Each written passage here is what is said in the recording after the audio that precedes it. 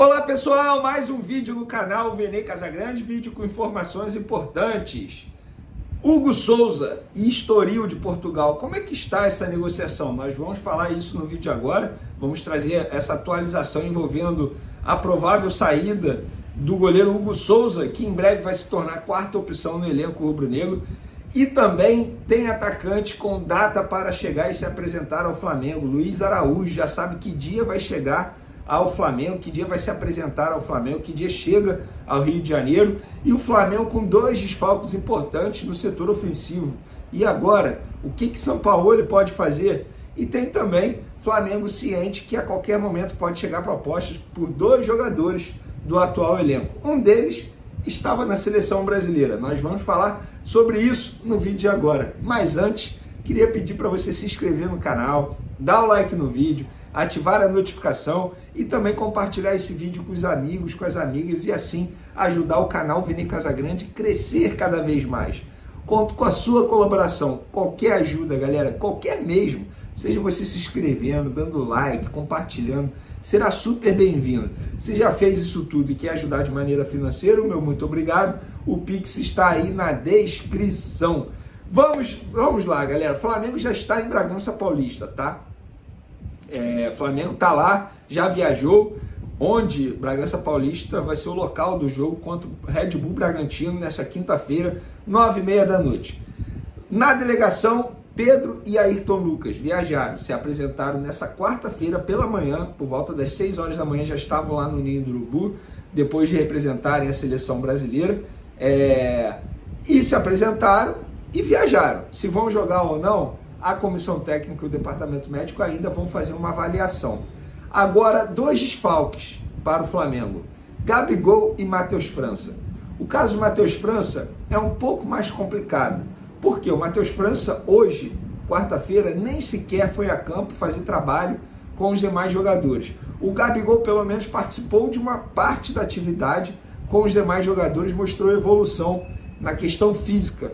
O Gabigol aí está zerando, ele está fazendo trabalhos individualizados para zerar o problema no quadríceps da perna esquerda. O Matheus França é um problema no pubis, então é um problema complicado.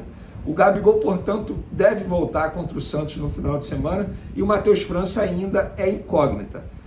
E tem a situação do Pedro, que também não é certo se o Pedro vai jogar ou não. O que São Paulo pode fazer? Pelo que me relataram, o São Paulo pode utilizar tanto o Bruno Henrique como um centroavante ali. O Bruno Henrique já fez essa função em algumas vezes já com a camisa do Flamengo. Eu acho até que futuramente o Bruno Henrique vai se tornar homem referência de área, tá? Pela questão física, porque com o passar do tempo ele vai perdendo a velocidade, característica principal, virtude dele. E a outra alternativa que o São Paulo também testou foi a Arrascaeta, de falso 9. Para mim isso seria uma novidade.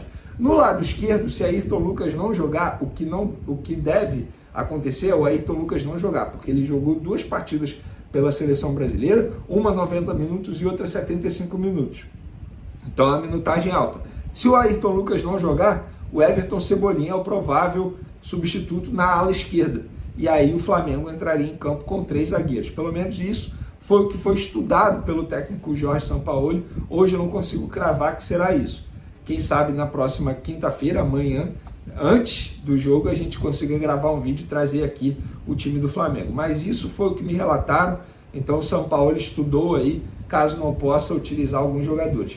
Varela, Vidal e Pulgar vão se apresentar ao técnico Jorge Sampaoli lá em São Paulo já, viajam diretamente para São Paulo, eles que estavam com as suas respectivas seleções. Falando de reforço, setor ofensivo, Luiz Araújo já sabe que dia chega ao Rio de Janeiro para se apresentar ao Flamengo. Dia 26, na próxima segunda-feira, o Luiz Araújo, que estava aí no futebol norte-americano, na MLS, ele foi liberado dos 2 últimos jogos que ele tinha ainda pelo Atalanta, e aí vai viajar para se apresentar ao Flamengo, ou seja, chega segunda-feira, um reforço que o Jorge Sampaoli pediu. É um jogador que o São Paulo já havia pedido nos tempos de Atlético Mineiro e até mesmo do Olympique de Marseille. E agora no Flamengo ele consegue a contratação. Lembrando que esse jogador não foi barato não, tá?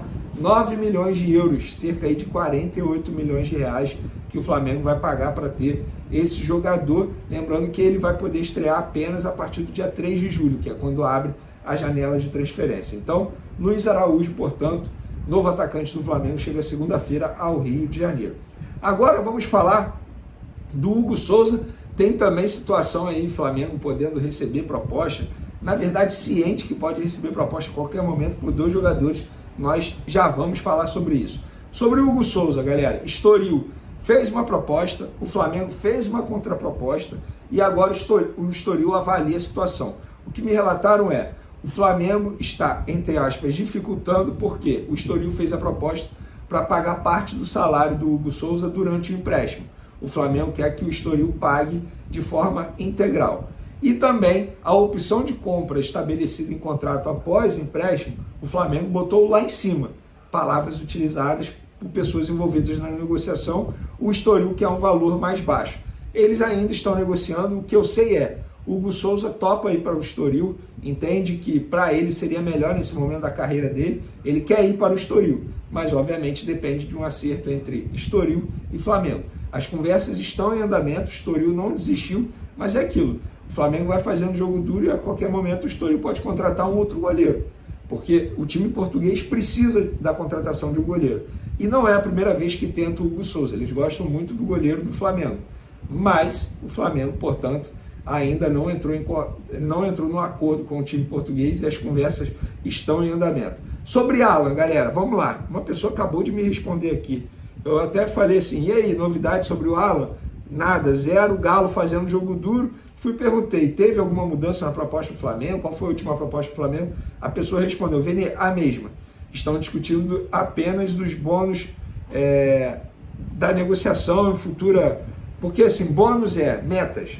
Se o jogador atingir meta, e aí o Flamengo paga mais ao Atlético Mineiro. Lembrando que a primeira proposta do Flamengo que a gente trouxe com exclusividade, o Flamengo ofereceu 7,5 mais 1,5 de euros, obviamente, e 1,5 seria em caso de título do Flamengo. O Atlético negou, falando, olha só, a gente não pode torcer para vocês serem campeões. Essa proposta a gente não quer. Agora estão discutindo o número de jogos.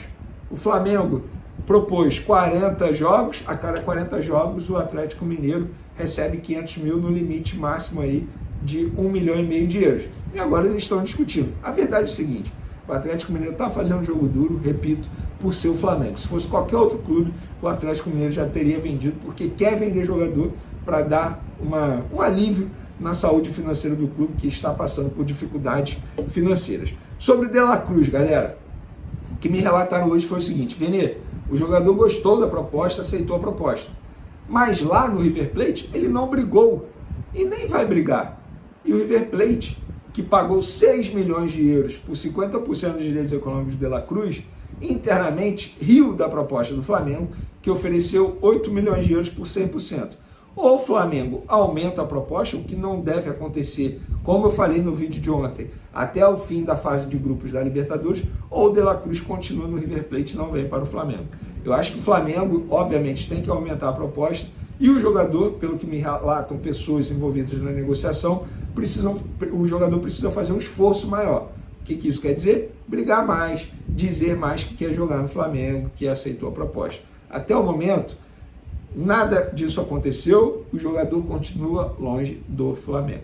Para finalizar nosso vídeo, galera, a gente fala muito de contratação aqui do Flamengo, mas tem 2 jogadores hoje valorizados que podem receber proposta a qualquer momento e o Flamengo sabe disso. Matheus França, isso é notório já, todo mundo já sabe. Matheus França, inclusive, já recebeu várias propostas, tá? No começo do ano, o Flamengo recebeu 20 milhões de euros, mais 5 em metas, ou seja, totalizando 25 milhões de euros. O Flamengo não fez negócio. Recentemente, o Newcastle novamente foi a Maracanã, assistiu o jogo do Matheus França. Então, assim, é um jogador que está valorizado. O Flamengo sabe que a qualquer momento vai receber uma proposta e entende que, se a proposta for boa, essa janela de transferência é o momento ideal para fazer uma boa venda com o Matheus França. Outro jogador que pode receber proposta do Flamengo, sabe disso, é o Pedro, atacante da seleção brasileira. Muitos dizem que será o homem titular na próxima Copa do Mundo, muitos arriscam falar isso. Eu não vou arriscar porque falta muito até lá, mas de fato o Pedro joga bola para ser convocado, sim. Não vive um bom momento, é verdade, mas é um jogador extremamente valorizado e o Flamengo está ciente que a qualquer momento vai receber proposta pelo atacante. Se vai vender ou não, aí é uma outra história. Se a proposta for muito boa, o Flamengo pode entender que vai vender. Agora, a proposta tem que ser muito boa mesmo, porque o Flamengo não vai querer se desfazer do Pedro assim facilmente. Lembrando, o Palmeiras já fez uma proposta milionária ao Flamengo, o Flamengo nem quis abrir conversa. Vamos ver agora, nessa janela de transferência, qual será a postura da diretoria rubro-negra em relação ao camisa 9 do Flamengo. Beleza, pessoal? Espero que vocês tenham gostado do vídeo. Continuem acompanhando o canal Vene Casagrande. Um beijo para vocês, um forte abraço. Fui!